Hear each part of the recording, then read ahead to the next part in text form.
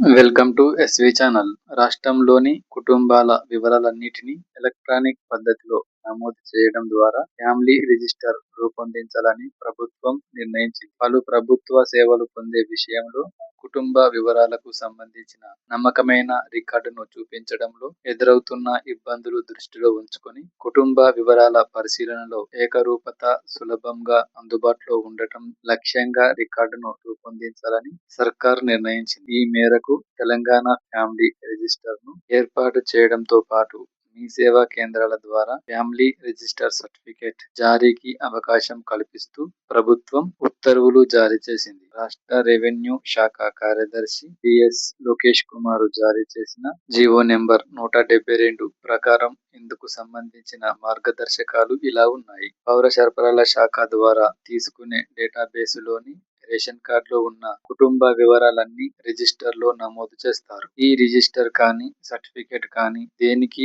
అధికృతం కాదు. కేవలం డేటాబేస్ లో ఆ కుటుంబ వివరాలను నమోదు చేసుకునేందుకు మాత్రమే ఉపయోగపడుతుంది. దీని ద్వారా ఎలాంటి హక్కులు దాఖలు పడవు, ఆస్తులపై ఎలాంటి టైటిల్ రాదు, చట్టపరమైన వారసత్వాన్ని ధృవీకరించదు, ప్రభుత్వ పథకాలలో లబ్ధికి ఉపయోగపడదు. నిర్దేశించిన ఫీజును చెల్లించడం ద్వారా మీ సేవా కేంద్రం లేదా ఆన్లైన్ పోర్టల్ లేదా మొబైల్ అప్లికేషన్ లో కుటుంబ సభ్యుడు ఈ రిజిస్టర్ సర్టిఫికేట్ కోసం దరఖాస్తు చేసుకోవచ్చు. ఆ కుటుంబ వివరాలలో పేరున్న మేజర్ అయిన సభ్యుడు మాత్రమే దరఖాస్తు చేసుకోవాల్సి ఉంటుంది. దరఖాస్తు చేసుకున్న 2 పని దినాలలో సంబంధిత సర్టిఫికేట్ ను జారీ చేయాల్సి ఉంటుంది. రేషన్ కార్డులో నమోదై ఉన్న చిరునామా ఆధారంగా సదర్ తహసీల్దార్ ఈ రిజిస్టర్ సర్టిఫికేట్ ను జారీ చేస్తాడు. మీ సేవా కేంద్రం నుంచి తహసీల్దార్ లాగిన్ లోకి నేరుగా దరఖాస్తు వెళ్తుంది. రేషన్ కార్డులో నమోదై ఉన్న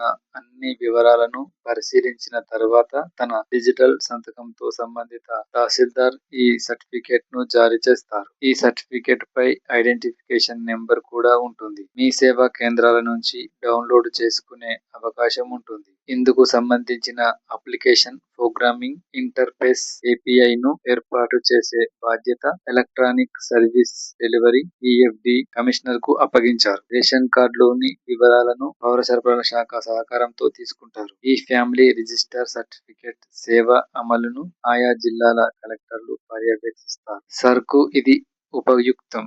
సర్ 2026 ప్రక్రియలో భాగంగా ఆగస్టు 3 వరకు ఎనుమరేషన్ ఫారాలను ఓటర్ల నుంచి స్వీకరించి ఆగస్టు 10వ తేదీన ముసాయిదా ఓటర్ల జాబితాను ప్రచురించనున్నారు. ముసాయిదా జాబితాలో పేర్లు వచ్చిన వారి వివరాలలో తేడాలు ఉంటే ఆగస్టు 10 నుంచి అక్టోబర్ 8వ తేదీ వరకు నోటీసులు జారీ చేసి ఎలక్టోరల్ రిజిస్ట్రేషన్ అధికారులు ఈఆర్ఓ విచారణకు పిలుస్తారు. విచారణకు హాజరైన వారు ఎన్నికల సంఘం నిర్దేశించిన 12 రకాల పత్రాలలో ఏదో ఒక పత్రాన్ని రుజువుగా సమర్పించాల్సి ఉంటుంది. అందులో 10వ పత్రంగా ఈ ఫ్యామిలీ రిజిస్టర్ సర్టిఫికేట్ కూడా ఉంది.